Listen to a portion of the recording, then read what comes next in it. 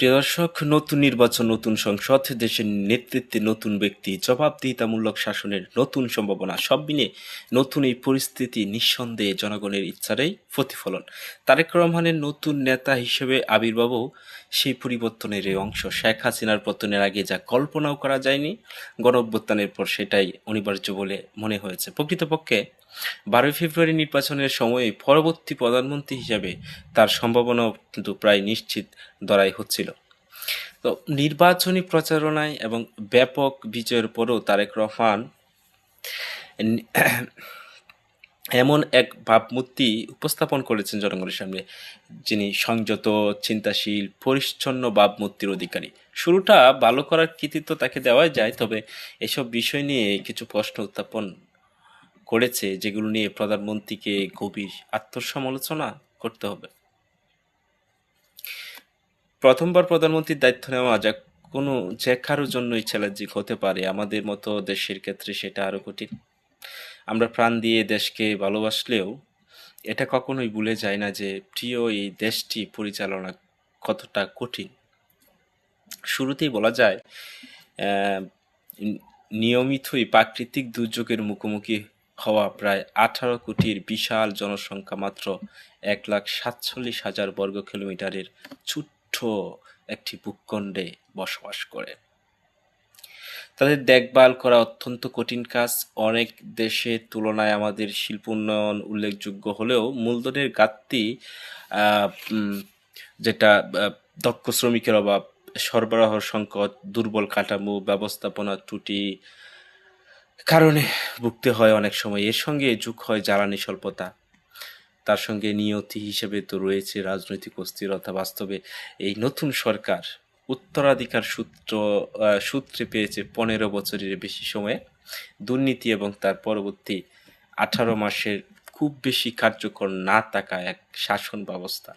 প্রিয় দর্শক, প্রধানমন্ত্রীর দায়িত্ব গ্রহণের পরপরই যেসব স্বাভাবিক চ্যালেঞ্জের মুখোমুখি হতে হতো, এখন সেগুলো বহুগুণ বেড়ে গেছে। কারণ যুক্তরাষ্ট্রের আছে এমন এক প্রেসিডেন্ট, যিনি তার দেশের চেয়ে ইসরায়েলের স্বার্থকে বেশি প্রাধান্য দিচ্ছেন বলে মনে হয়, এবং তার খামখেয়ালি দুর্বোধ্য সিদ্ধান্তগুলো আন্তর্জাতিক ব্যবস্থাকে আরও এক অস্থির পরিস্থিতিতে ফেলেছে। তো সব মিলিয়ে বেকারত্ব, কর্মবিনিয়োগ, কর্মসংস্থান, যেটা বলতে পারেন মূল্যস্ফীতি নিয়ন্ত্রণ, রফতানির বহুমুখীকরণ এবং ব্যাংকিং খাতকে স্থিতিশীল করা বিএনপি সরকারের সামনে সবচেয়ে বড় চ্যালেঞ্জ বা অর্থনৈতিক চ্যালেঞ্জগুলোর মধ্যে অন্যতম ধরতে পারে। প্রিয় দর্শক, রাজনৈতিক ক্ষেত্রে গণতান্ত্রিক প্রতিষ্ঠান পুনর্গঠন এবং মতের বৈচিত্র্য, ভিন্ন মত মেনে নিতে সময় লাগবে, তবে এর প্রাথমিক লক্ষণ শুরু থেকেই থাকতে হবে। তারেক রহমানের সামনে সবচেয়ে কঠিন কাজগুলোর একটি হতে পারে সংসদ পরিচালনা করা। আমি যদি ভুল না করে থাকি, সংসদে জামায়াতে ইসলামীর নেতৃত্বে বিরোধী দল বেশ শক্তিশালী হবে। প্রশ্ন হলো, সম্ভাব্যই এত সব চ্যালেঞ্জ মোকাবেলায় সক্ষম পর্যাপ্ত অভিজ্ঞ সংসদ সদস্য কি ক্ষমতাসীন দলে আছে? গতকাল ত্রয়োদশ জাতীয় সংসদ বৃহস্পতিবার জাতীয় সংসদ উদ্বোধনী অনুষ্ঠান হয়েছিল। আমরা নতুন সংসদের কার্যক্রমের দিকে তাকিয়ে আছি এবং প্রত্যাশা করছি এমন এক সংসদের যেখানে সংসদ সদস্যরা কেবল নিজের দলের প্রতিনিধিত্ব না করে সত্যিকার অর্থে ভোটারদের প্রতিনিধিত্ব করবে। কারণ যে পরিমাণ এই পর্যন্ত 2বার কিন্তু ওয়াকআউট হয়ে গেছে, আপনারা সকলেই জানেন। 1991 সালে সংসদীয় পদ্ধতি ফেরার পর থেকে আমরা একের পর এক নির্বাচন দেখেছি, যার মধ্যে শেষ 3টি ছিল কারসাজিপূর্ণ। এটা বাস্তব। এইসব সংসদকে নানা সমস্যার দিকে দিয়ে যেতে হয়েছে, কিন্তু বাস্তবে আমরা একটি কার্যকর বিরোধী দলের অভাব অনুভব করছি। ক্ষমতাসীন দলের মাধ্যমে রাজনৈতিক পরিসর সংকুচিত হওয়ার পরেও বিরোধী দলগুলোর অনেক সময় সংসদ অধিবেশন বর্জন করে সময় নষ্ট করছে এবং গুরুত্বপূর্ণ যে বিষয়গুলো নিয়ে বিতর্ক, সরকারের দুর্নীতি কিংবা জনসাধারণের অর্থের অপব্যবহার তুলে ধরতে সংসদকে ব্যবহার করেননি বলেই চলে। আমরা আশা করি বিরোধিতার জন্য বিরোধিতা করার সংস্কৃতি আর ফিরবে না। অর্থাৎ বিরোধী দলের কাজই হলো সরকারের বিরোধিতা করা, এমন ধারণা থেকে সরকারের সব পরিকল্পনা বা প্রস্তাবের প্রকৃত মূল বিবেচনা না করেই যেন কেবল বিরোধিতা না করা হয়, কেননা এতে সময় এবং সম্পত্তির অপচয় হয় এবং বিতর্কের সংস্কৃতির বদলে ঝগড়ার সংস্কৃতির জন্ম নেয়। তাই দিন শেষে এই সংস্কৃতি নিয়ে যা এই তিক্ততা আর কটূক্তির দিকে। তবে সুশাসন নিশ্চিত করার ক্ষেত্রে সবচেয়ে বড় ও কঠিন সমস্যাটি আসবে প্রধানমন্ত্রীর নিজের দল থেকেই। বিএনপির দুটি গোষ্ঠী সরকারকে বিব্রত করতে পারে। প্রথমটি তৃণমূল নেতাকর্মীরা। তাদের যদি শুরু থেকেই কঠোরভাবে নিয়ন্ত্রণ করা না হয়, তাহলে তারা সরকারি প্রক্রিয়া নিজেদের হাতে তুলে নেওয়ার চেষ্টা করবে, সেগুলোকে ভুলভাবে ব্যাখ্যা করবে, বিকৃত করবে এবং গ্রাম বা উপজেলা পর্যায়ে প্রকল্প নিয়মিত সরকারি কর্মসূচিগুলোর অর্থ উপার্জনের মাধ্যম হিসেবে পরিণত করতে পারে। অপর গোষ্ঠীটি অর্থাৎ জ্যেষ্ঠ মধ্যম সারির যে নেতাকর্মীরা থাকবে, যারা আওয়ামী লীগের যেমন তারা আওয়ামী লীগের দমনমূলক শাসনামলের শারীরিক, আর্থিক, রাজনৈতিকভাবে ক্ষতিগ্রস্ত হয়েছেন। ক্ষতিপূরণের নামে এই গোষ্ঠীগুলো বিশেষ সুবিধা চাইবেন। নিপীড়নের ঘটনা তুলে ধরে দলীয় নেতার কাছে সুবিধা দাবি করবেন। এটা দলীয় প্রধানকে কঠিন নৈতিক দ্বিধায় ফেলবে। আর তারা সম্মিলিতভাবে এবং বা ব্যক্তিগতভাবে বলবেন, প্রায় 2 দশক ধরে আমরা অনেক কষ্ট করেছি, সহ্য করেছি, আমাদের স্বাধীনতা ছিল না, আর্থিক ক্ষতি হয়েছে, মানসিক শান্তি নষ্ট হয়েছে। এখন আমাদের কিছু বিশেষ সুবিধা প্রয়োজন এবং আমাদের সেটা প্রাপ্য। তারা হয়তো সরাসরি বলবে না, কিন্তু ইঙ্গিত করবে, এবং আমরা যা সহ্য করেছি তার কারণেই আপনি আজ এই অবস্থানে।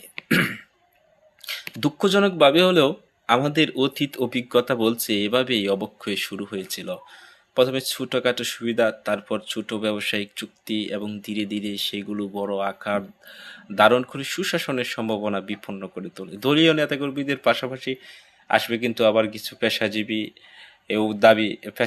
এইসব দাবি নিয়ে আসবেন, যারা সরাসরি দলীয় পদে না থাকলেও নীরবে গোপনে দলকে সহায়তা করেছেন। তারা চাকরি, পদ, সুযোগ সুবিধা, আর্থিক সুবিধা কিংবা ধরেন চাইবেন এবং কিছু ক্ষেত্রে ভূতাপেক্ষ পদোন্নতির দাবিও তুলবেন।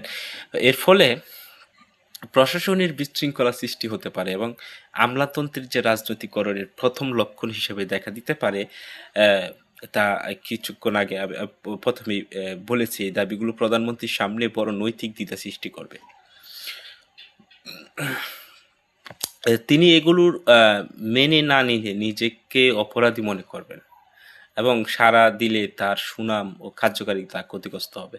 তো সব মিলিয়ে খুব সমস্যা। অতীত অভিজ্ঞতা থেকে শেখা যায় প্রশাসনের দুর্নীতি শুরু এভাবেই হয়। ধীরে ধীরে দলীয় অনুগতরা এবং তাদের ব্যবসায়িক সমর্থকেরা সব না হলেও অধিকাংশ সরকারি চুক্তির মধ্যস্থতাকারী হয়ে ওঠে। তারা কেবল এসব চুক্তি একচেটিয়া দখলেই নেয় না, বাস্তবায়নটাও ধীরগতিতে করে, যার ফলে ব্যয় বাড়ে এবং আর্থিক শৃঙ্খলা ক্ষতিগ্রস্ত হয়। শেখ হাসিনার শাসনামল থেকে যদি একটি গুরুত্বপূর্ণ শিক্ষা নিতে হয়, তাহলে সেটা হবে শুরু থেকে দলীয় কাঠামো নিয়ন্ত্রণে রাখা। আওয়ামী লীগ, ছাত্রলীগ, যুবলীগ, শ্রমিক লীগ, কৃষক লীগ, উলামা লীগ, স্বেচ্ছাসেবক লীগ, সব লীগের কথা মনে করে দেখুন কিভাবে তারা দুর্নীতি করে তাদের সমর্থিত সরকারকে বিতর্কিত করেছিল। প্রধানমন্ত্রী যদি কেবল ব্যাংকিং, বিদ্যুৎ, টেলিকম এই 3টি খাতে দীর্ঘদিন ধরে চলা স্বজনপ্রীতির দিকে নজর দেন, তাহলে পরিষ্কার দেখতে পাবেন যে কিভাবে নিজ দলের সদস্যরাই সরকারকে টেনে নামায়। আমি জানি বিএনপিতে থাকা আমার দীর্ঘদিনের বন্ধু এসব কথায় ক্ষুব্ধ হবেন এবং সবাই অগ্রাহ্য করবেন। তবে এটা ভুলে গেলে চলবে না। আওয়ামী লীগের নেতারাও এই ধরনের পরামর্শ অগ্রাহ্য করেছিলেন। দুর্নীতি নিয়ন্ত্রণ করা হবে প্রধানমন্ত্রীর সবচেয়ে কঠিন লড়াই এবং মূলত নিজের সমর্থকদের বিরুদ্ধে সেই লড়াই করতে হবে। সে সঙ্গে থাকবে দুর্নীতিগ্রস্ত ও স্বার্থপর ব্যবসায়ীরা, যারা দলীয় কাঠামো ব্যবহার করে স্বার্থ সিদ্ধি করবে এবং দেশের ক্ষতি করবে। এই প্রক্রিয়ায় তারা প্রধানমন্ত্রীকে বিশ্বাসযোগ্যতা নষ্ট করবে আর সরকারের অজনপ্রিয়তাকে আরো তুলবে। শুরুতেই বলেছিলাম যে সাম্প্রতিক নির্বাচন, নতুন সংসদ, সরকার সবই জনগণের ইচ্ছার ফল। এটা শুধু নতুন নেতার জন্য নয়, আমাদের সবার জন্যই প্রযোজ্য। আমরা এখন এমন এক ভবিষ্যতের স্বপ্ন দেখি যা হবে দুর্নীতিমুক্ত, স্বজনপ্রীতিমুক্ত, দলীয় পক্ষপাত মুক্ত এবং ভয় ও নিপীড়ন মুক্ত। তারেক রহমানের সামনে এখন যে সুযোগ আছে তা আগের কোনো দলীয় নেতাদের ছিল না। তিনি নবীন এবং দীর্ঘ সময় বাধ্যতামূলক নির্বাসনে ছিলেন।